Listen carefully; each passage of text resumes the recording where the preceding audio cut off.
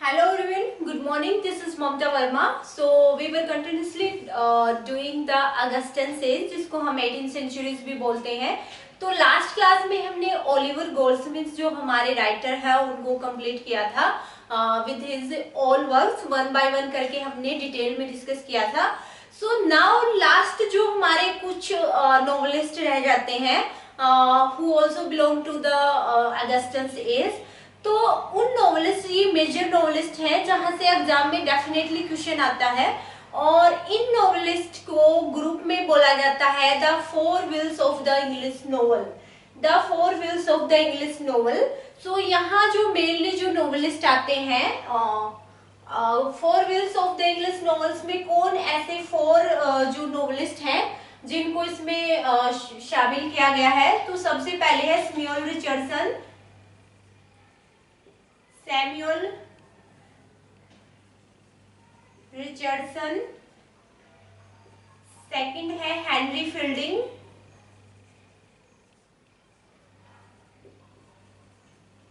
Henry Fielding. Third है Laurence Sterne. Laurence Sterne. And last है हमारे Tobias Smollett. Tobias Smollett. Okay, so ये हमारे फोर नॉवेलिस्ट हैं जिनको four wheels of the English novel बोला जाता है. मतलब इंग्लिश नोवेल के फोर व्हील्स, चार ऐसे पहिए. तो ये मेजर अगस्टन एज के, लास्ट हमारे अगस्टन एज के जो अर्ली 18th सेंचुरीज है उनके यही जो मेजर नॉवेलिस्ट हैं. और इनके जो नॉवल है मोस्टली इन्होंने एपिस्टोलरी फॉर्म में लिखे हैं या पिकार्सिक फॉर्म में लिखे हैं. ठीक है, तो ये मेजर नॉवेल्स हैं, बहुत ही फेमस है इनके कुछ नॉवल लिखे हुए जहां से एग्जाम में बहुत बार क्वेश्चन आता है. तो इनको हम वन बाय वन करके डिस्कस करेंगे. सबसे पहले एग्जाम में एक बार ये क्वेश्चन भी पूछा गया था कि which writer is not include in the four wheels of the English novel, या विच इंक्लूड ऐसे भी पूछ सकते हैं. तो आपको ये जो नॉवेलिस्ट हमारे इनका नाम है वो स्पेशली याद होना चाहिए. ठीक है, तो फोर व्हील्स में ये नॉवेलिस्ट आते हैं. हमारा एक और मेजर नॉवेलिस्ट है who belongs to the Augustan age, जो मेजर नॉवेलिस्ट है लास्ट. तो उसको भी हम इसी एज के साथ डिस्कस करेंगे, लेकिन वो फोर व्हील्स में इंक्लूड नहीं है. ठीक है, सो डेनियल डिफोय. डेनियल डिफो हमारे जो नॉवेलिस्ट हैं,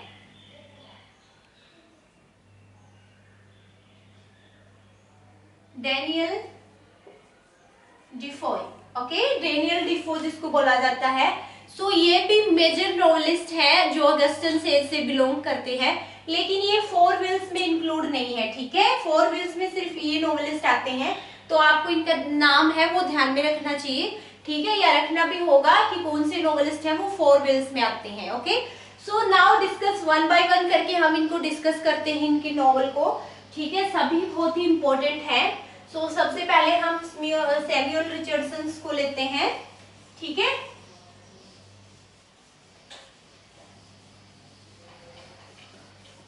सो सैमुअल रिचर्डसन है, इसका फर्स्ट जो मेजर नॉवल है दैट इज पमेला. पमेला बहुत ही फेमस नॉवल है जिसका सबटाइटल है virtue rewarded. Virtue rewarded. Okay, so Pamela है ये 1714 में पब्लिश हुआ था, और ये जो नॉवल है वो 4 वॉल्यूम्स में लिखा गया है. ठीक है, 4 वॉल्यूम्स में, और ये एपिस्टोलरी फॉर्म में लिखा गया है.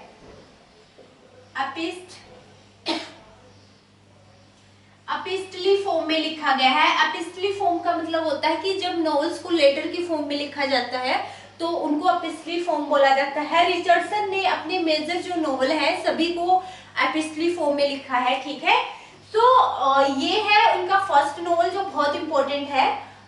पमेला हमारी जो मेन हीरोइन है, इसी के चारों तरफ स्टोरी घूमती है. सेकंड इसका जो सीक्वल है वो भी अभी जो फिलहाल गुरु गोविंद सिंह इंदरप्रस्थ यूनिवर्सिटी है, दिल्ली की जो स्टेट यूनिवर्सिटी है गवर्नमेंट, तो उसका पीएचडी का एंट्रेंस हुआ था. उसमें ये क्वेश्चन आया था कि what is the sequel of Pamela.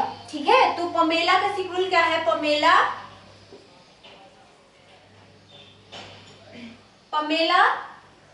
in her exalted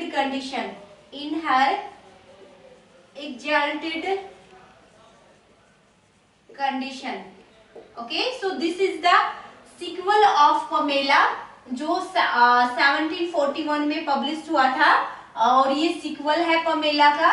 ठीक है, जो सैमुअल रिचर्डसन ने लिखा है। ठीक है, सो ये बहुत इंपॉर्टेंट है आपको, पमेला इन हर एक्सल्टेड कंडीशन, ये इसका सीक्वल है। नाउ पमेला है, दिस इज नॉट इम्पोर्टेंट इसका सीक्वल, लेकिन पमेला बहुत इंपॉर्टेंट है। इसकी स्टोरी को हम डीप में करते हैं इसको बिल्कुल। ठीक है, तो पमेला है, पमेला एंड्रयू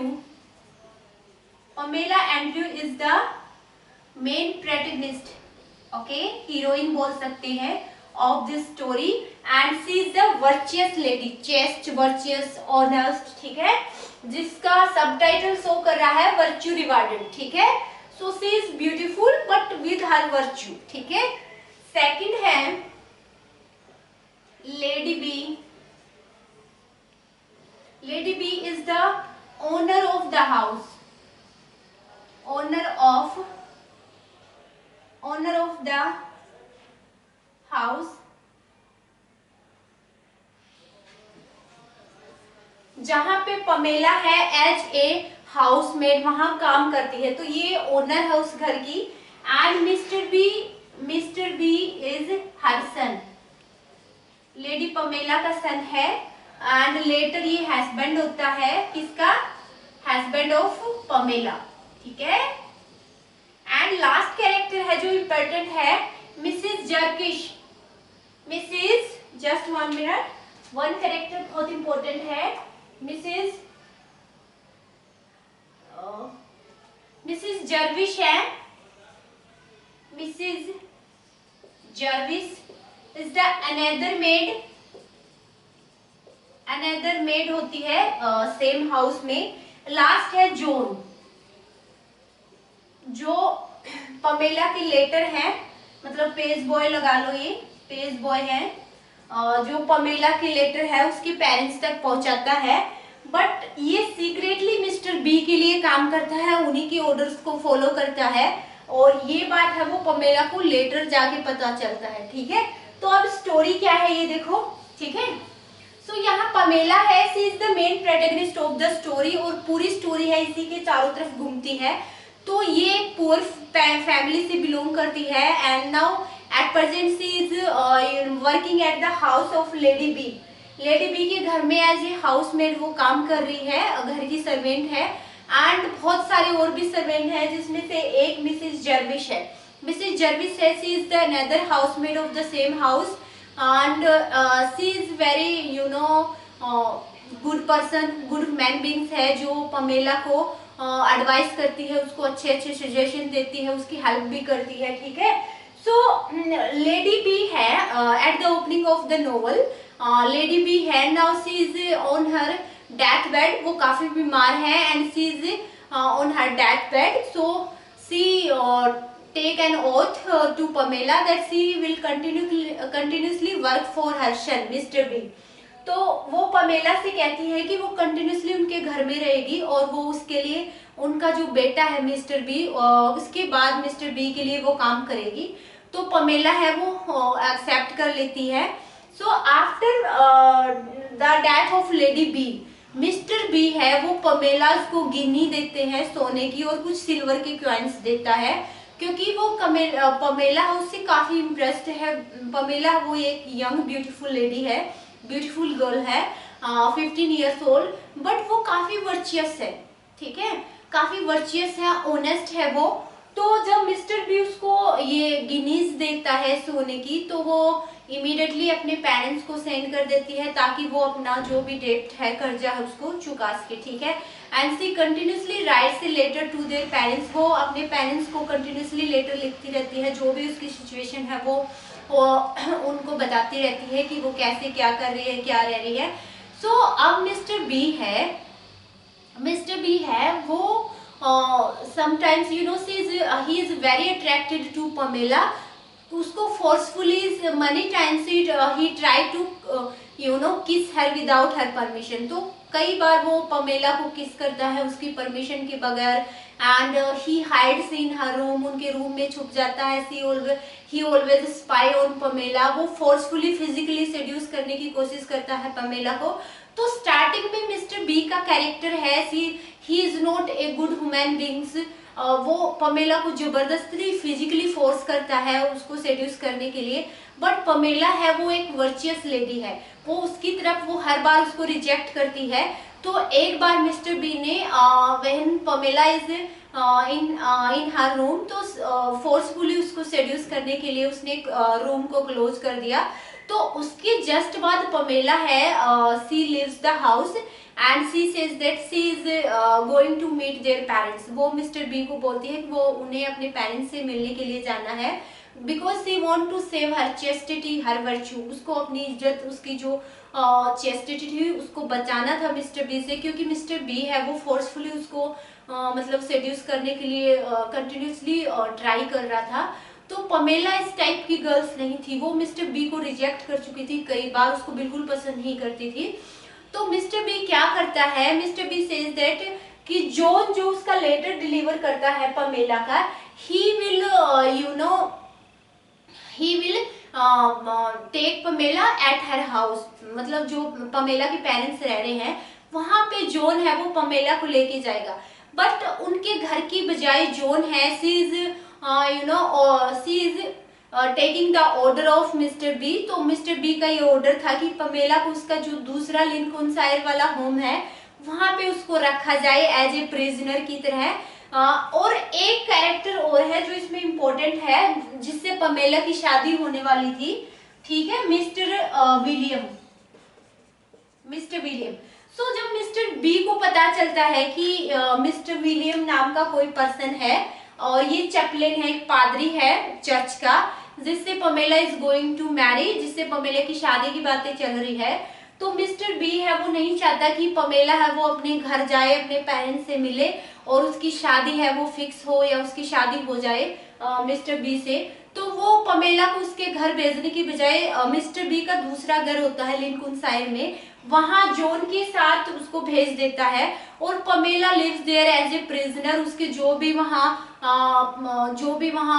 बंदे थे काम करने वाले, उनके ऑर्डर को फॉलो करने वाले मिस्टर बी के, वो उनके साथ वहां पे लेडी भी होती है। वो पमेला को मतलब एवरी टाइम उन पे स्पाई करती है, उसको कंट्रोल में रखती है, उसको अपने पास सुलाती, जबरदस्ती पमेला को फोर्स करती है कि वो सेम बेड पे सोए। तो वो बहुत कंट्रोल करके उसके साथ बहुत मिसबिहेव करती है। तो वहां जाके there Pamela met Mr William से जाके मिलती है वहां, and Mr William also help Pamela to lives there. So later जब Mr B comes to know that Pamela is meeting Mr William, so he feels jealous and he intensely trap Mr William in a robbery and put him into jail. तो वो जानबूझ के उसको robbery में फंसा देता है और विलियम को क्या कर देता है, जेल में डाल देता है। Now mister B himself came at his Lincolnshire home where Pamela is living at that time. तो जहां पमेला रह रही थी वहां पे मिस्टर बी खुद आता है and he sees Pamela. So now mister B he is change there, Mr B का कैरेक्टर है, उसके बाद मिस्टर बी का कैरेक्टर चेंज हो जाता है and he allows Pamela to meet their parents. वो पमेला को अलाउ करता है कि she can meet their parents, she can go from this house to meet their parents. तो वहां पे पमेला है वो अपने पेरेंट्स से मिलने जाती है and in behind mister B है उसका जो कैरेक्टर टोटली ट्रांसफॉर्म होता है, वो एक अच्छा पर्सन बन जाता है। She repent all the behaviour he has done with Pamela, जिसने पमेले के साथ जो भी मतलब मिसबिहेव किया तो उस पे वो उसको रिपेंट होता है कि उसने क्या किया एंड उसको रियलाइज होता है कि फोर्सफुली हम किसी के लव को, किसी को हम फिजिकली फोर्स के द्वारा किसी को हम रिसीव नहीं कर सकते। ये बात तो मिस्टर बी को लेटर रियलाइज होती है। तो जब पमेला अपने पेरेंट्स से मिलने जाती है तो she sends a letter to Pamela right and repent all his behavior which he had done with Pamela, and she also write that he is missing Pamela, he is physically sick without Pamela. तो Pamela को feel होता है कि mister B is not a bad person, and she return back to mister B, mister B के पास वापस आ जाती है वो, एंड मिस्टर बी के जो चेंज हुआ बिहेवियर देखती है तो वो पमेला को काफी अट्रैक्ट करता है, एंड ये जो ट्रांसफॉर्मेशन होता है वो मिस्टर बी में रियली एक्चुअल में हो जाता है. He becomes a good person, and now Pamela है, he is ready to get married with Mr B, and Pamela wins over her virtue, chastity, beauty. तो अपने गुण से पमेला है वो मिस्टर बी को रिफॉर्म कर देती है, एंड लास्ट में when after her marriage Pamela receive lot of money, so he give her that money in the charity to the beggars, सबकी हेल्प करती है. लास्ट में when Pamela comes to know that Mr B had a son from his first marriage, so जब Pamela को पता चलता है कि मिस्टर बी का एक सन भी है उसकी पहली मैरिज से, सो she instead of give up Mr. B, instead of leaving her, she adopt the child as her own. वो उस बच्चे को अडोप्ट कर लेती है, उसको ब्रॉट अप करती है अपने खुद के बच्चे की तरह, and she live rest of his life happily with Mr. B. तो ये एड होता है पमेला का. ठीक है, तो अब इम्पोर्टेंट क्वेश्चन कैसे आया है एग्जाम में, ये देखो. सबसे पहले पमेला का सबटाइटल पर पूछा गया था वर्च्यू रिवार्डेड. पमेला एक एपिस्टोलिक नोवेल है, ये ध्यान में रखना है, तो वो ऑप्शन में पूछ भी सकते हैं. ये पिकार्सिक फॉर्म में लिखा गया है, एपिस्टोलिक फॉर्म में लिखा गया है. ठीक है, पमेला का सीक्वल भी पूछ सकते हैं. अभी मैंने जैसे बताया कि गुरु गोविंद सिंह इंद्रप्रस्थ यूनिवर्सिटी के पीएचडी एंट्रेंस में पूछा गया था ये. ठीक है, और उसके बाद इसकी स्टोरी है. ठीक है, that is very very important. Okay, so that's all Pamela.